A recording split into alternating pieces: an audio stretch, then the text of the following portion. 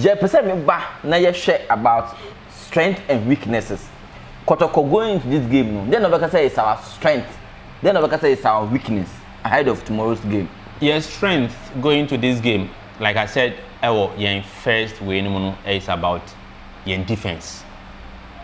Your good defense, your good goalkeeping department, and no, your plus. Yeah. Your weakness, how your midfield transit into attack, and then you weak. But we share your game, your last league game against Karela. Nyinasia saade no me hu improvement say sa game no na midfielders no ye adwuma e de ma attack because we hwe even first goal kra e kwan fa so ma more fresh e be bo e share goal no e working we be like strategy be omo ye na a result into sa way na or the share goal again hwe kwan a number of passes a course or midfield answer na Captain Emmanuel Jemfi, ele bo ato ama Kwampoku. Okay. Ama Kwampoku to share typical strikers go. Me hu na na maka Dide Drogba. O chere say o power, one thing, or speed. Na de ba ko nso e Kwampoku ni say we bi amenya from your core Kekust against Dwarfs. The chromophobia ba e chere say ono angaza no initially no a sprinter. No tubrika. School.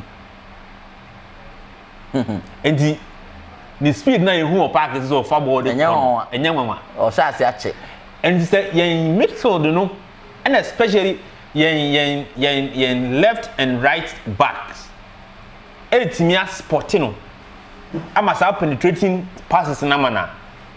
Oh, Obi rank for the defense in Obi Ram. Because what show I say power no. And the ball control is good. Yeah. The only thing is on your skillful. Into when your players are skillful, a bit lay accurate passes amana.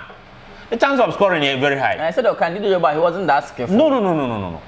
But that's skillful. Be Jumana mo. He has a good pass. And on found defenders e ban so. On found defender. We are rough on so a we try so a penalty.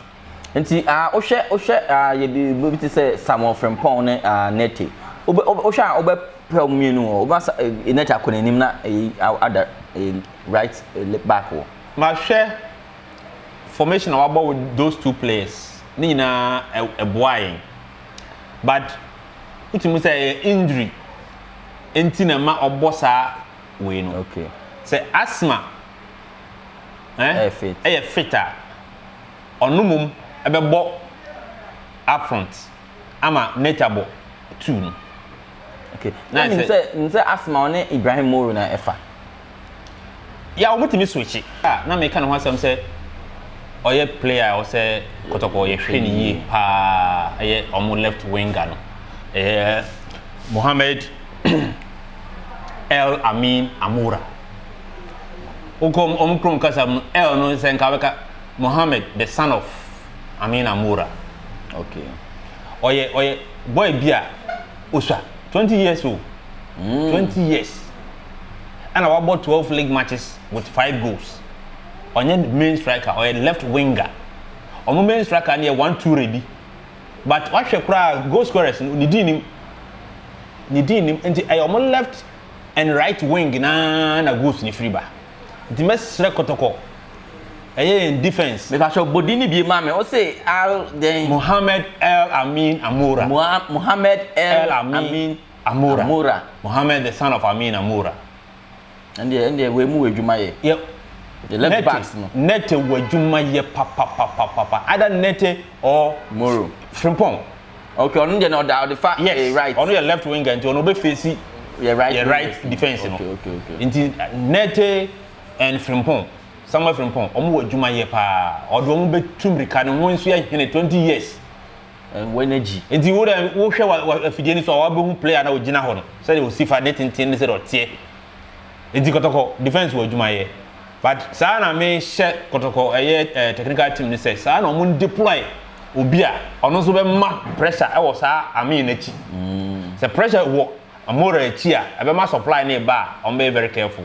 And I believe say the likes of Augustine Okra no are available ye wo Emmanuel Janfi no so ho say impukra ofidi somewhere from pon and net na say hu so obom mienu na ebe master pressure no so continue and combining with Fabio Di Gama Yembra no so Yembra Fabio Gama Yembra what are the impacts what game we know at the saying see the man let me catch you say that game a Fabio game because Arabs no sense so many way game bono omo bomba be frustrate you it will help player to say Fabio wait him handle ball no be ma that incisive passes yen na any to say so far games are Fabio abon the pass bi anywhere na me nchen boy ba so eniti mesre kompoku KP9 position hu ye ma Fabio position hu ye ma Fabio sa game we na me who say game we cry 1-1 goal who 2 goals in this game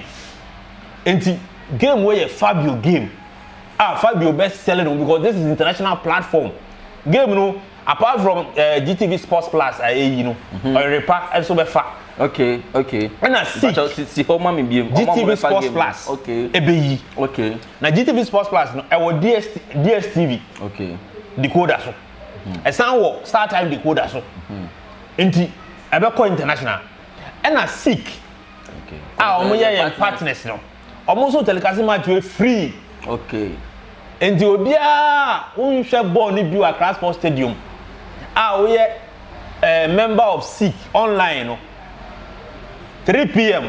Sunday yes we need reason bia because on TV be into those in Kumasi for mo benya match na hwe mo benya hwe hu Fabio da sa game we ni game a tena o TV ho na hwe Fabio Gama na yaka ne ho asama kan na game we de me say Fabio game o prof no nkasa kwa wo kan say aso bi betubo abu di feli betubo na o kida so kura bia na na si bi so prof dim de oka usi sunu o china game ne Fabio game Fabio game fantastic Fabio game na pacho okay okay so position hu ye pa na surprise no ba surprise ni be ba pa na pacho yen hwe about midfield no so far o hwe ye call up na Blasters CK friend ye nya midfielders no doesn't mean say your midfielders no my weak kakra na and how will that affect our game tomorrow ohun say me kasa no infitanse na me kan bibi fa how your problem with the midfield joining attack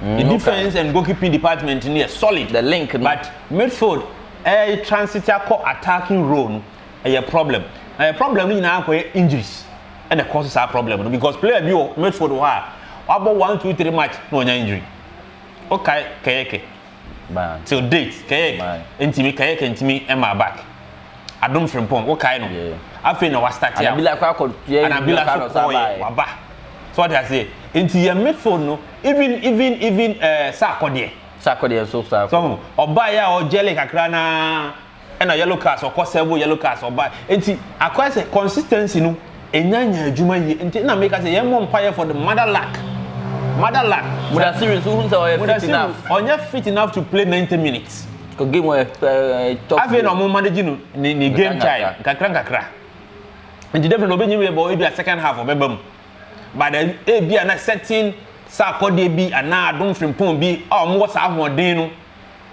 cause who sa grofo mi na bo mudi na mo de ahoden na bobo no pa ya me pause sakode won say ni long range shot Bobby drop outside 18 echi na sakode ho a obebo the shot